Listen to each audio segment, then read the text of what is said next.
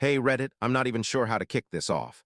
Truthfully, I'm unsure if anyone would take me seriously without sharing this. Last Christmas, an event unfolded that totally demolished my views on my family, my history, and even my own identity. The tale feels unbelievable, but every detail is factual. My name is Alex. I'm 27, and last December I went back to my hometown after a long absence. The cause? My grandfather had died. Yeah, I get it, it comes across as the start of a typical plot. A burial, a homecoming, the family tension nobody wants. But this journey, it was just the opener. The actual narrative kicked in the instant I arrived in that ancient, recognizable village. I was raised in Berlin, in a metropolis that never pauses, constantly buzzing, packed with diversions. My grandfather, though, resided in a quaint, drowsy village close to Vienna, a spot that appeared stuck in the past. A locale where folks recognized one another, paths carried remnants of recollections, and Christmas resembled entering a vintage snapshot. The sort of area that sticks in your thoughts well beyond departure. I hadn't visited in ages. Existence in Berlin had dragged me off, like it does for many. But demise has a knack for compelling you to face the history you've attempted to overlook. Thus, I ended up navigating slim stone-paved lanes, the village blanketed in hoarfrost, the type of cold season glow that rendered everything both enchanting and foreboding. Upon reaching my grandfather's residence, the initial sensation was the odor, aged timber, grime, and another element, something I couldn't identify right away. A subtle, persistent scent of spice and sweetness, nearly ethereal as if the dwelling clung to echoes of bygone holiday seasons. It caused me to halt at the entrance. I grasped then that crossing the threshold was beyond a mere stopover. It was entering a separate realm, a realm now owned by another. The residence was massive, exactly as recalled from youth. Tall roofs, fading wall coverings, surfaces crammed with kin pictures that had faded over years. The furnishings were bulky, shadowy, and fixed, like guardians observing as I moved through the spaces. All reeked of legacy, of eras of existence, of enigmas, of quietude. For an instant, I sensed like a trespasser in my personal reminiscences. I began assisting with the tidying. Grimy volumes, heaps of outdated periodicals, playthings unseen for years, correspondences, images, everything tangled in a disordered weave of recollection. It was odd being solo there. No grandfather, no guardians, no sibling. Merely me, enveloped by reverberations of a history meant to soothe yet instead oppressed. I recall perching on a seat's rim, tracing digits over the eroded surface of a desk, and pondering how scant my knowledge was of those I matured alongside. The abode, once intimate, now resembled a labyrinth of mysteries. Each chamber murmured something unnoticed in childhood. Each silhouette appeared to conceal a narrative I wasn't prepared to absorb. And then I discovered it, an item overlooked before despite endless explorations of this place as a youngster. An antique steel vault neatly stowed beneath the stairway, compact yet not ornamental, robust metal, a coded mechanism, evidently designed to safeguard something vital. I paused briefly, gazing at it. The oddest aspect. The code was inscribed on the surface above in a sort of code. I chuckled uneasily, assuming it was one of grandfather's pranks. He possessed a sharp wit indeed, but the vault was genuine and its contents significant. I attempted to unlock it. Initially, the device resisted, every unsuccessful try sending chills along my back. I rummaged through grandfather's notations in an adjacent compartment, assembling hints. And at last, snap, the vault yielded. Within were ancient missives, bound neatly with strings, snapshots, some odd papers I didn't identify. The second I contacted them, a shiver coursed from my scalp to my feet. Those missives held something substantial, something nobody intended for me to uncover. I settled on the grimy ground, a lone taper flickering on a nearby surface. Its illumination cast peculiar shades across the barriers, making the images appear animated. I unfurled the initial missive. Grandmother's script, precise, orderly. And then I comprehended. These weren't standard kin correspondences. They were admissions, concealed matters, disloyalties, obligations, and most alarmingly, realities concerning me. The opening missive itself set my pulse racing. Each phrase bore the burden of generations. My father, the figure I'd always admired, or at least presumed to understand, was not as imagined. My sibling, the one dubbed flawless, the prosperous attorney, was sinking in liabilities, concealing it from all. Each disclosure caused my palms to quiver, the space to whirl. I couldn't cease perusing. Each fresh missive struck, stripping away straight of deceit my kin had erected around me. My mother, serene and tender, emerged in these sheets as a kind of savior. She had been maintaining unity, masking verities that might have shattered us. By the taper's dimming, I realized these missives transcended parchment. They were gateways to grasping my true self and why my kin had perpetually seemed peculiar. Each term was a segment of a riddle I hadn't realized existed. Sleep evaded me that evening. The missives weighed too heavily. Each exploded in my thoughts, reshaping recollections, reframing youth. I perceived countenances differently, discerned tones anew. All I believed about my existence abruptly became dubious.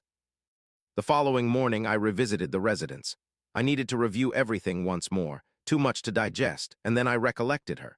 Sophia, my youthful companion, the lass with whom I peddled cycles, shared trivial escapades, unseen for years, but I required aid, someone dependable beyond this abode of specters.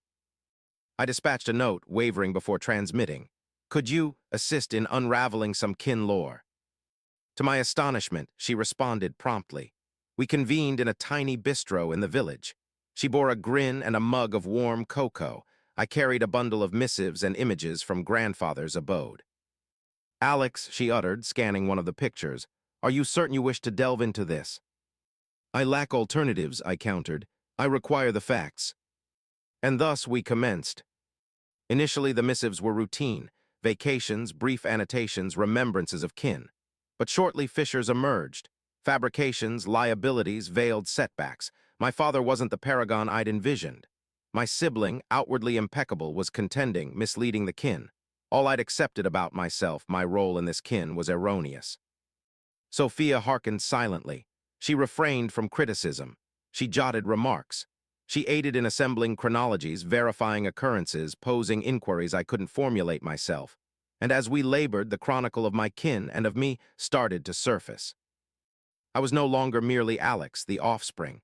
I was an investigator in my own existence, exposing a verity concealed for generations. And the further I probed, the more evident, nothing would remain unchanged. We gathered with Sophia in that minuscule bistro on the edge, where barriers were adorned with antique news clippings, and the fragrance of warm cocoa blended with the scent of newly baked pastries. I arranged a heap of missives and pictures before me, unearthed from the vault just prior. Sophia regarded me with mild astonishment and uncertainty, yet without reproach. Are you positive you want to pursue this? She inquired, delicately turning one picture. I have no other option, I responded softly. Without grasping the facts, I'll never comprehend myself. And we initiated. At first, all seemed innocuous, missives about journeys, kin assemblies, minor worries. But steadily, something began tugging inwardly. Phrases appearing harmless, concealed allusions to liabilities, concealed disputes, and strain I'd never anticipated. In each missive, I started discerning the gloom of incidents absent from my recollections, but evidently impactful. Why was I never informed of this? I voiced aloud. Sophia remained quiet, but her gaze conveyed she grasped the agony. The missives unveiled unforeseen particulars about my father. The individual I viewed as an exemplar of rigor and accomplishment was otherwise. His triumphs were a veneer. Behind lurked blunders, arrears, suppressed defeats. And my sibling, the one lauded as impeccable, truly grappled with similar issues, masking everything from the kin. Each fresh insight hammered me. I sensed an inner constriction, as if for years my recollections had been a delusion. I commenced realizing my existence, as recollected, was founded on falsehood, on veiled chronicles nobody desired to reveal. Sophia positioned nearby and tacitly recorded. Occasionally she softly queried, "And how does that make you feel?" I couldn't reply immediately. I was engrossed in the missives, in every phrase, in every nuance. It felt as if pausing would cause this entire actuality to disintegrate in my grasp. Gradually, we observed patterns, timelines, alignments, references to individuals I didn't recall. My father omitted certain of my siblings' excursions, events seemingly meticulously excised from our kin annals. He intended for me to believe my sibling was flawless, and I was deficient, I rasped. Sophia affirmed with a nod. It's clarifying now, and as we proceed, we fathom how profound these enigmas run. I began noting oddities from my youth. Minor indications, peculiar glances from guardians, their hushed dialogues as I passed. All formed a mosaic. What appeared arbitrary was actually component of a meticulously obscured narrative. We examined the missives and pictures for days continuously. At times I retreated home to assimilate the data, but notions wouldn't release. Each novel missive resembled a detonation. Each picture a minuscule puzzle piece flipping my kin perception. Steadily I comprehended. These missives weren't merely a kin record. They were the portal to my essence. In them, enigmas unfolded not solely about father and sibling, but about me. I started realizing my existence was entwined with deceptions and concealed verities, and only I could untangle this knot. One dusk, as we reconvened in the bistro, Sophia murmured, "I believe your father was distant from whom you perceived, but that doesn't imply you're an inadequate offspring. Perhaps all that transpired was element of their internal contest, not aimed at you." I acknowledged, sensing the essence of her terms. She was the sole individual who abstained from judgment and didn't dissuade from verity. With her assistance, I began perceiving my kin's chronicle more distinctly. And then arrived the initial genuine jolt. I located a missive unsigned by any familiar kin. It originated from a figure nobody referenced. His terms were gentle, nurturing, nearly guiding. But why concealed? Why the silence about this figure? Sophia was adjacent when I displayed the discovery. "Who is this?" she queried softly. "I'm unaware," I whispered, "but it appears he knew our kin thoroughly, perhaps exceeding father." The missive discussed youth events, mother's hardships, about how someone aided our kin during tough periods, lingering in obscurity so none would discover. Every term, every line amplified the strain. Next dawn, I returned to grandfather's abode. I desired to retrace all. Re-examine missives, align dates, scrutinize pictures more attentively. It all resembled sleuthing. Every trifle could unlock the enigma. And then I spotted a picture that inverted everything. In it, my father with this figure. Their expressions brimmed with fury, confusion, and conflict. Adjacent lay a missive where grandfather detailed a disloyalty that shattered his faith in father. Sophia remained silent. She comprehended this surpassed a mere kin quarrel. This was the essence of enigmas shaping my history. "Alex," she uttered softly, "your kin conceals more than you imagine." And she was accurate. From that instant, matters intensified. Calls from guardians, inquiries from siblings, subtle rebukes. "What are you probing there?" Each day heightened the pressure. Each day unveiled fresh enigmas, disloyalties, arrears, obscured kinships. The mirage of the flawless kin disintegrated before me. I realized that the festivity, the tapers, the holiday aromas, all became peripheral. The core was to fathom who I truly was, and what enigmas lurked behind my kin's veneer. I was no longer the youth trusting in an utopian realm. I had transformed into a sleuth in my own existence, striving to gather dispersed truth fragments someone had concealed from me for generations. And this was merely the commencement. The ensuing days evolved into a genuine pursuit of verity. I awoke with the sensation that surroundings exhaled mystery. Missives, pictures, ancient logs, every trifle like a puzzle shard to assemble. Sophia became my comrade, the only one I could rely on. We spent hours in the bistro, in grandfather's abode, even outdoors, debating, contrasting, reconstructing seemingly forgotten occurrences. The more I perused, the clearer. Father was the man I recognized. Behind his mask of severity and triumph hid arrears, monetary ploys, and falsehoods. He crafted an illusion of impeccable kin, but actuality was harsher. My sibling, ever gleaming as a model, concealed errors, borrowings, liabilities, endeavoring to seem unblemished. And all those years, I believed myself inferior beside him. Something constricted inwardly each time I revisited missives. Youth recollections of kin meals, father's quips. "Why aren't you like your sibling?" now resonated differently. Those terms were part of a scheme, part of a skillfully built delusion suppressing my individuality. Sophia observed me, occasionally murmuring, "How do you feel?" I couldn't articulate. I felt strain mounting, as if every missive line added a fresh layer of anguish and mistrust. We uncovered missives unsigned by kin. They stemmed from a figure unspoken of. These missives were affectionate, supportive, like directives for a youngster in kin conflict shadows. And each opening tightened my heart. Who was this? Why no mention? I began spotting configurations. Dates of siblings' journeys, unremembered gatherings, odd name references, all shaped a previously unseen image. Father deliberately obscured verity, forging the illusion that sibling was perfection and I was flop. One evening, reconvened in the bistro, I showed Sophia a picture. In it, father beside the figure from missives, their countenances full of rage and strain. Adjacent, grandfather's missive on disloyalty shattering trust in father. Sophia murmured, "Alex, your kin conceals far more than you suspect." She was correct. Post that day, everything amplified. Guardian calls, sibling queries, odd insinuations, as if they sensed my discoveries. Tension palpable. I perused missives, each paper revealing new plots, disloyalties, arrears, hidden kin. The impeccable kin illusion crumbled visibly. I recall a moment seated amid missives on grandfather's abode floor. The taper scarcely illuminated, shades from frames cavorted on barriers. I felt unable to trust any narrated tale. I had to unearth verity, however bitter. Sophia sat nearby, bolstering with silence, occasionally posing precise queries aiding to organize mental disarray. Thanks to her, I saw previously invisible links. She became an anchor in turbulent kin enigma sea. And then I encountered a missive altering everything. It addressed not father, not sibling, not grandmother or grandfather, from a figure influencing kin existence from shadows. His terms cautious yet caring. He detailed my youth mother, her arduous times. Every phrase indicated someone present, observing and aiding, remaining unseen. "Who is he?" I queried Sophia. She merely shrugged. "Seems someone guarded your kin remotely, and apparently father disliked him." Subsequent days spent seeking responses. I reviewed missives and pictures repeatedly, constructed event chronology, sought alignments and proofs.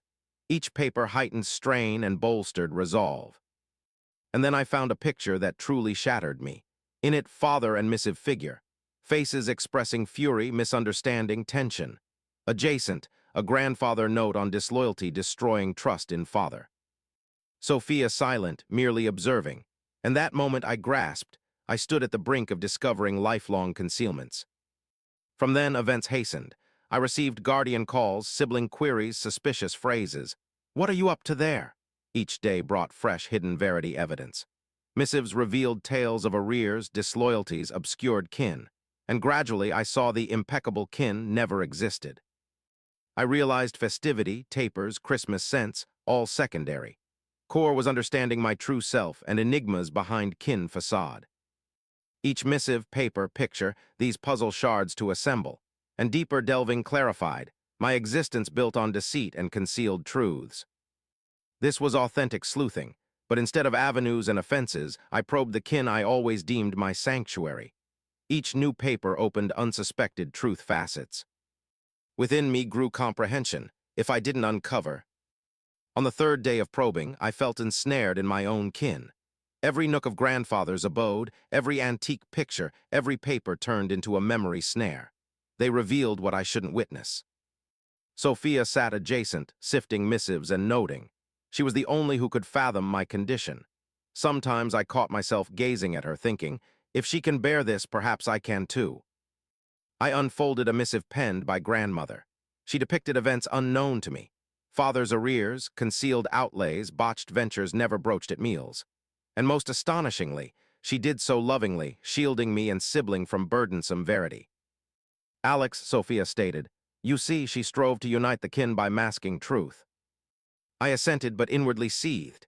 I grasped my youth resentment toward father, his sibling comparisons was mere part of vaster narrative. All along, I'd been molded by hidden norms, others, anticipations, artfully crafted delusions. Obscurity deepened outside, and I resumed missives with approaching tempest sense. Each missive a strike, each line a fresh turn. I noted father never mentioned certain sibling journeys, successes, and flops. Initially thought coincidence. Now understood, deliberately hidden. He wanted me to view sibling as ideal, myself as not, I muttered, clenched. Sophia placed palm on my shoulder. "Now it's clarifying, you're witnessing what they concealed for generations." And verity stunned. Sibling, outwardly thriving and assured, actually floundered in arrears. He deceived father, deceived me. And throughout, I dwelt in shadow, feeling subordinate. I commenced scanning pictures. In one, father stood with unheard figure, gaze full of wrath, tension. Adjacent, grandfather's missive on disloyalty, destroying trust in father. Sophia silent, watching my response. You comprehend, Alex, this isn't mere secrets, this is the kin's core. And she was right. I resolved to contact sibling. Max answered irritably. Alex, what are you unearthing there? He queried. I seek verity, Max. Why conceal all? Why did father make me think you perfect me not? My tone quivered. He scoffed and disconnected. I anticipated. With kin's power and sway, none wanted secrets surfacing, but now I couldn't halt. Ensuing days became true sleuthing. I captured missives in images, verified dates, tried grasping event ties. Each discovery intensified pressure, arrears, disloyalties, hidden bonds, and I beheld fissures in impeccable kin facade, lifelong seeming indestructible. And then came unforgettable instant. Mother, quiet and composed always, abruptly spoke. I sat with missives at kitchen surface when she neared. Alex, she murmured, I must reveal verity. You are not my spouse's offspring. You are not his. Silence utter. What? I uttered. You are not his natural offspring, she reiterated, shaking.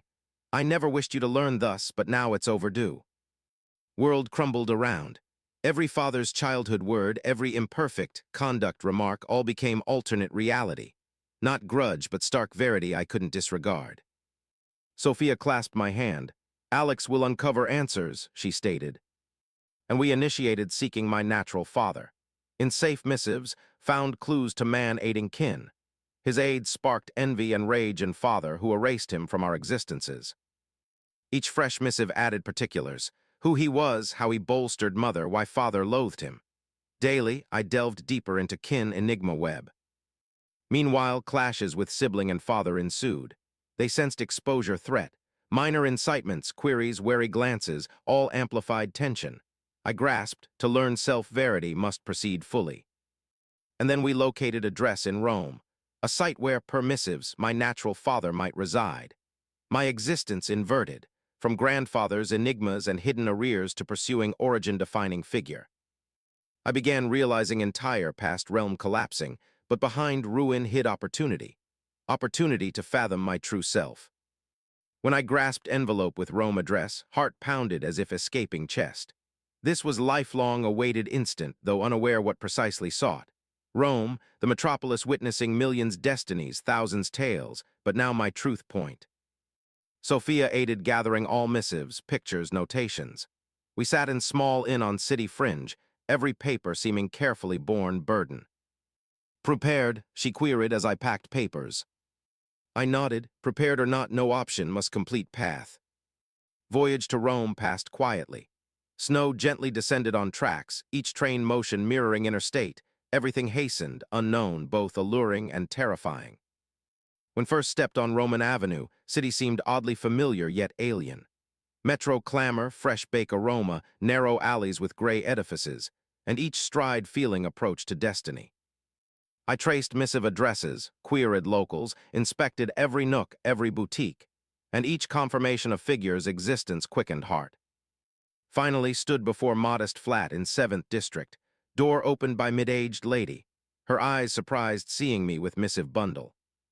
You, Alex, she queried, voice quaking. Yes, I replied, seeking my natural father. Her expression shifted. She took my hand, invited in. There beyond door unfolded unimaginable tale. She narrated my natural father indeed aided mother in hard times, supported when lonely and adrift. He watched me distantly, ensured safe growth, but father, discovering, felt envy and fury, erased him from our lives. Each word resonated, all deemed disloyalty, falsehood, errors, now meaningful. Then I met him, man with gentle eyes, weary yet kind face. When he gazed, I saw reflection of sought, comprehension, acceptance, true concern. Alex, he said, I awaited this, for you to choose your being. I couldn't utter, just gazed, first feeling self as free person, not son of man, inducing lifelong doubt. Sophia stood nearby, silently observing. I grasped freedom arrives via truth acceptance. Now, knowing real father, felt unprecedented strength. Home return ceased mattering. Rome became true living start. New friends circle, new occupation, new existence. Kin shadows no longer defined. Year elapsed, I reflect back, see clearly.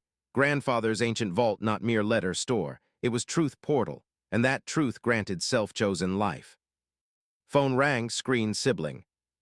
"Alex, need your aid," he said. I grinned, recalled all degradations, father's terms, doubt years, but now shadow-free. "Of course," I replied. "We'll sort together." I gazed at Avenue, snow softly falling on Rome's ancient stone paths, and first in ages grasped, home isn't walls. Home is comprehending, supporting people. And ancient vault, enigma-filled, became my real life's onset. Rome became my fresh start, but history wouldn't release easily. Seemed I found verity, met natural father, felt liberated, but kin shadows pursued still. Each morn I awoke in tiny flat, saw light through shutters. Soft, golden, unlike Berlin, something novel, change promising, but with light came calls. Max called more frequently, voice strained, tense. "Alex, return needed. You don't grasp entanglement," he said. I silent, he continued. "Father knows letter finds. He's enraged." And he said continued probing means family excision. Words almost amusing. Mentally replied, was I ever truly kin part? But inwardly stung still. How many years proving worth to this man, lived under contemptuous gaze, now truth evident accepted, not father by blood or heart. Sophia noticed my state. We sat in cafe by Tiber, she suddenly said. "Alex, decide, fight recognition from perpetual rejecter, or construct new existence." I looked at her face, calm gaze, grasped, right, but something restrained. Days later, letter arrived. Real paper, not digital. Handwriting familiar, harsh, straight, like knife-carved, father's letter. "Alex, know you're sifting dirt, grandmother left. No right judging our kin, you're nobody. If think Rome stranger replaces me mistaken. Return home, either kin part or non-existent." Reread multiple, each time heart-struck but not formerly. Formerly broken, guilty, prove opposite. Now cold detachment only. I no longer his. Yet situation complicated, sibling tied to surfacing arrears. Debtors sought me. Realized, kin enigmas intertwined my life stronger than desired. One evening Max called again, voice quivered. "Alex, please, aid needed, not managing, all uncontrolled." Eyes closed, childhood flashed, comparisons mockery, his flawless image daily beating. Now perfect sibling begged aid. "Okay," I said, "but my terms." Sophia heard, nodded, knew, inevitable, return passed to free finally. Back in grandfather's abode, dust and old timber scent slapped, but now place unscary, final battle arena.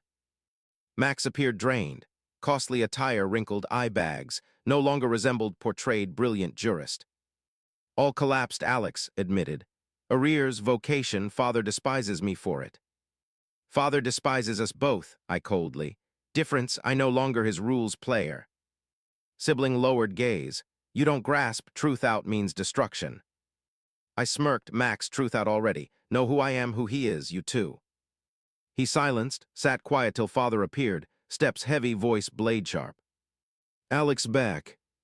I lifted head, eyes warmth lacking, cold contempt only. "Want truth heard," I said, "all." He laughed dry, cruel. "Truth won't endure." I stepped, already have. Then he uttered, known but direct needed. "Your blunder, never my offspring." Words unhurt, freed. Eyes met, first life equality felt, power over me gone. Right, calmly, not your offspring, thus free. That night pivotal, mother quaking confessed, loved another but stayed marriage for offspring, fear, father unforgiving. Anger spilled on me, living betrayal reminder.